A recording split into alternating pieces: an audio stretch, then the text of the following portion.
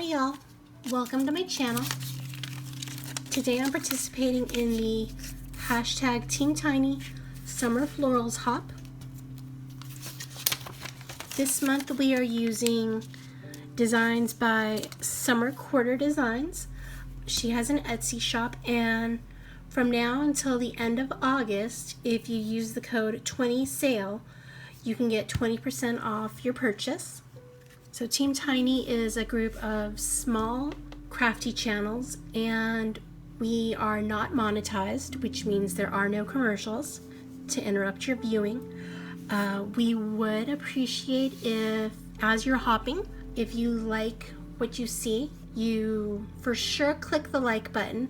If you'd like to see more from one of the channels, please click that subscribe button. So today we're going to focus on doing a faux triple stamp technique. Faux because, well, it's actually one piece because it's actually a digital stamp that I used as opposed to a rubber or clear stamp. So let's begin. I love this image the minute I saw it. It reminds me of a wonderful vacation me and my husband took. So I'm going to color these flowers in like sunflowers, and I have a really beautiful picture that my husband and I turned into a canvas piece that we have in our bedroom, so we see it every morning when we wake up. And it reminds us of a trip we took to the Grand Tetons. So we're going to start out with coloring with YR24, which is marigold, in the center. And I'm going to color just one of these flowers for you and one of the leaves. And then I will finish the rest of my coloring, which you won't have to watch in real time because it will be sped up. So we started out with the YR24 in marigold. Now we're going to use an Ohuhu marker in the number 35.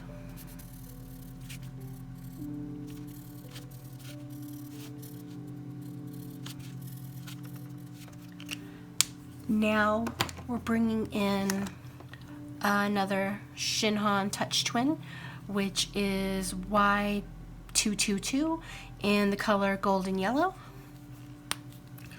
Oh, and I know that I'm using a lot of different markers, but they're all alcohol markers, so they're going to blend well together.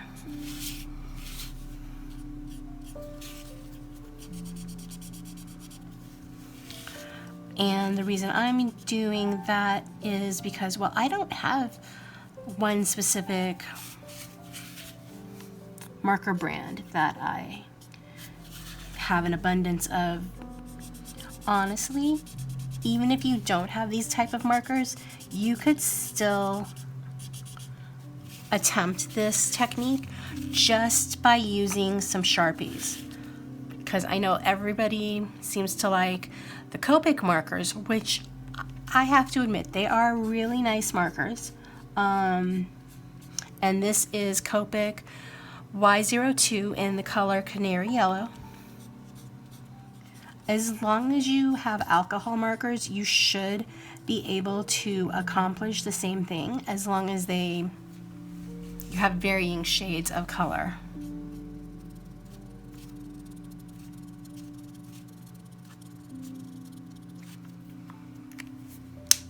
So we're going to go back in with the Y222.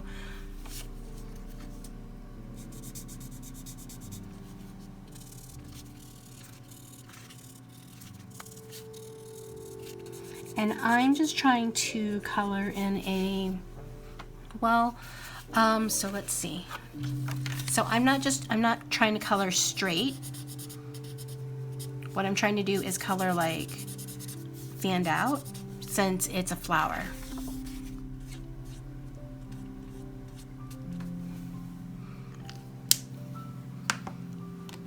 So we're going to go back in with the 35 along some of these edges, because I don't know if you can tell, but some of the petals are overlapping, so we're going to bring in the 35 to help create some shadow.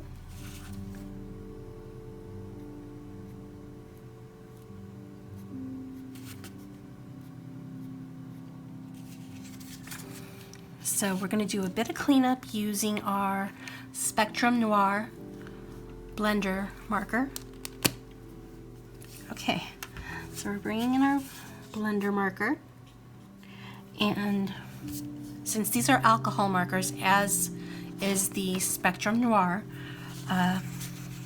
they all work together. So you can use the same blender marker for this as you're using for something that was colored exclusively with Spectrum Noir markers. So there is our coloring of one of our flowers, and we're going to go in now with Spectrum Noir Tri-Blend marker to color in the leaves. The good thing about the Tri-Blend marker is it comes with its varying colors. So like you get the light and the medium and the dark. Whereas to create the light, the medium, and the dark in our flower, I had to use a couple of different markers. As for today, I'm just using what I have at home. And I don't have a preference as far as which alcohol markers I use. In fact, originally when I first started coloring with alcohol markers, I started out with Copics, honestly. So when I originally started out using alcohol markers, I originally started with a handful of Copics, which I still have that handful of Copics, and then the rest were Bic Markets and Sharpies. So, and they blended really well. Okay, so that's our leaf, and there's our flower, and I'm going to continue coloring the rest of the image similarly, but y'all don't have to watch me color each one, as it will be sped up.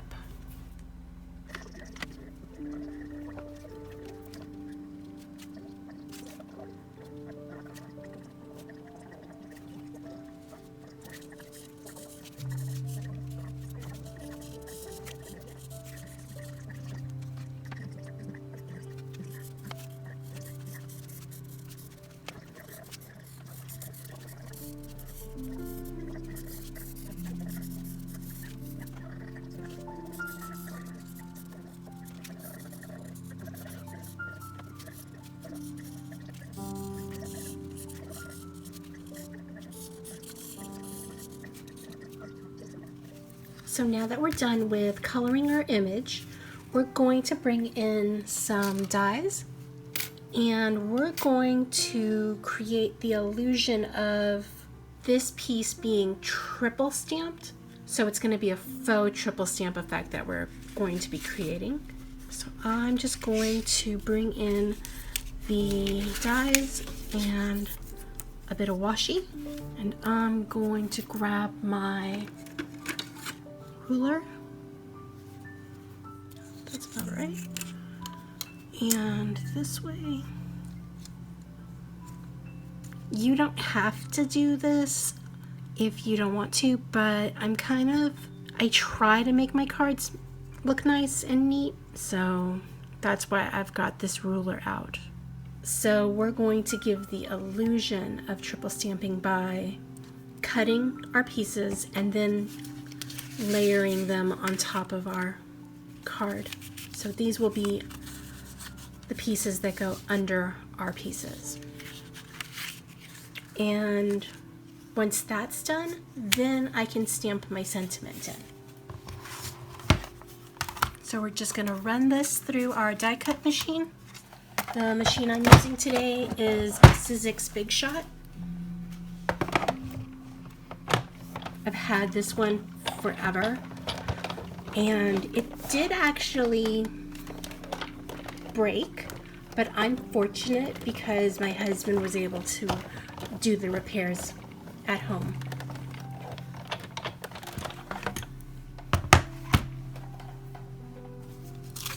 Ooh, we did not. Oh, we did.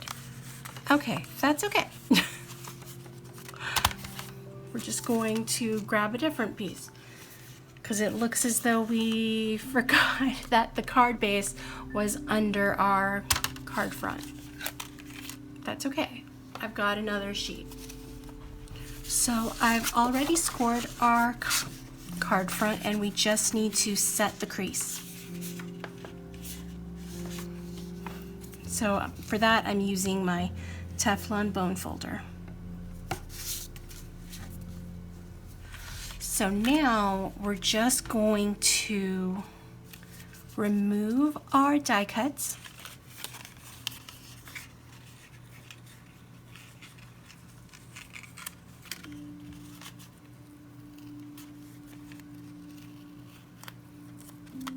So we're just going to bring in some glue. So we're bringing in some Crease permanent glue, and we're going to bring back in these pieces. They are cut to size already so that the pieces from our card front, which we colored, will fit on there nicely. Then we can just layer everything. So for now, I'm going to glue this down and then I will do the stamping.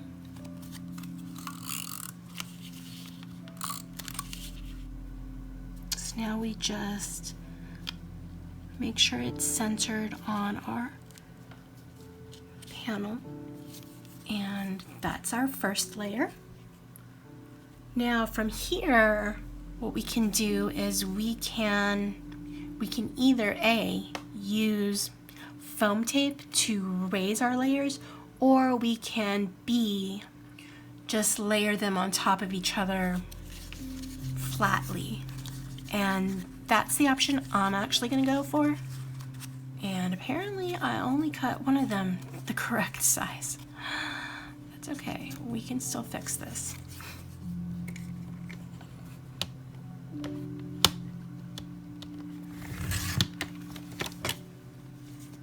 I seem to be going rather narrow on these today. So we're going to go back in on the other panel and cut that down so that it's also got a thinner frame, because when I do this, I like to make sure that my panels all match up as best they can. Okay, that will work. The reason I didn't stamp the sentiment is because I wanted to be sure I knew which orientation our card front goes in. So now that our card front is on our card base and all of our layers are layered, we need to stamp the sentiment. For that, I'm going to use the Create and Inspire July card kits stamp set, and the sentiment I'm going with is Thankful for You. Now, the stamp is a little larger than the area we're stamping it on, meaning that our sentiment is going to overlap our flowers, but that's okay. We're just going to have to lay this down, and I'm contemplating how we're going to do this. We're going to heat emboss this. We're going to bring in Copper Detail to be our embossing powder. Since we're going to heat emboss, I need the powder tool.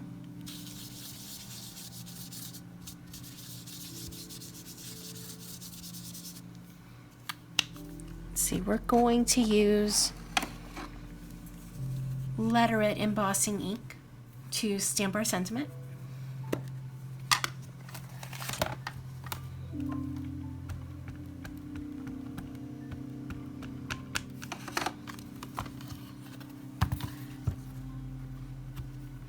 Bring in our microfiber cloth to make sure we add enough pressure.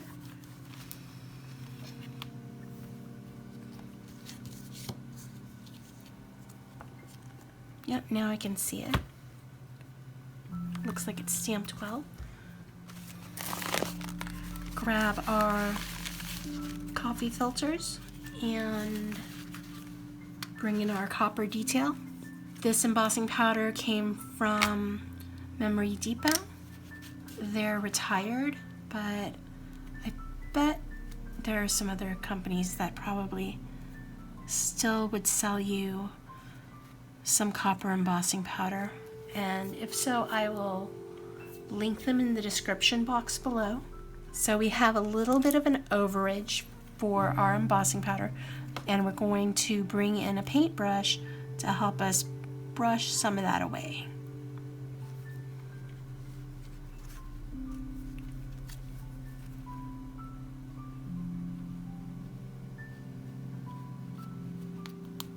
We're just tapping on the back to make sure that we get rid of any loose embossing powder, and just pour the rest back in.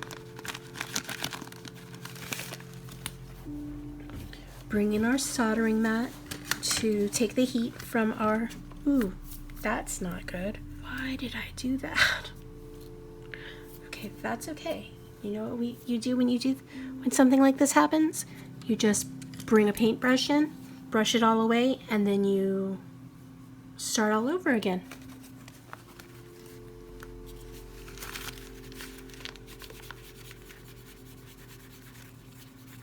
Accidents happen, so there's no need to worry about that. We can just go back in, since we still have our sentiment stamp in our stamping platform. So we will just need to bring our powder tool back in, and we can then bring our ink pad and stamp.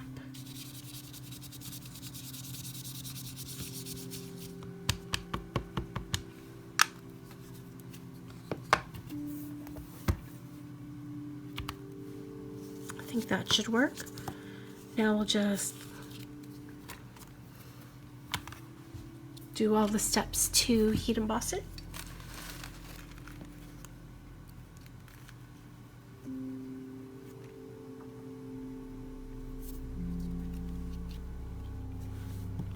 Then bring in our heat tool.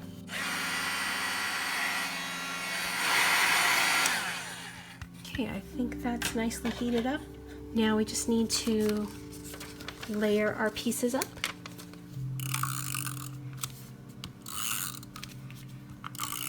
The important part is that we get our pieces all in the same order, meaning, so you wouldn't want this image to be this way because the flowers don't look quite right, but this way they look correct. So we're going to bring in the T-square, and there you go, just lay it flat. Got a bit of adhesive here, so just bring in the glue eraser. Then we just need to pop this image right on top of that, and we will be complete.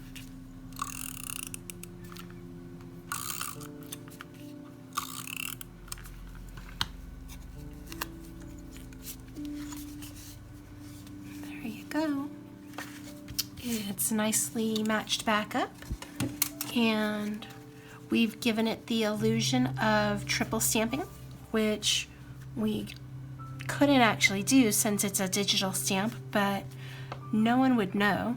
If you would like to watch some more videos from the Summer Florals stamps, please feel free to visit hashtag teamtinysummerfloralshop.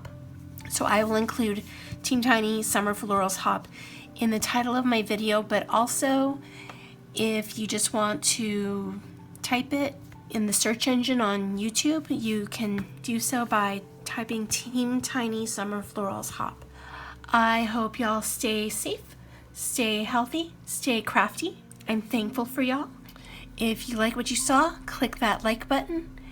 If you'd like to see more from me, click the subscribe button.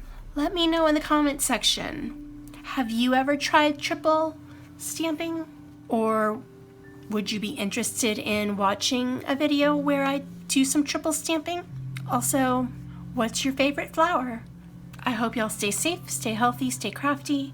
Hope to see you guys real soon. Bye!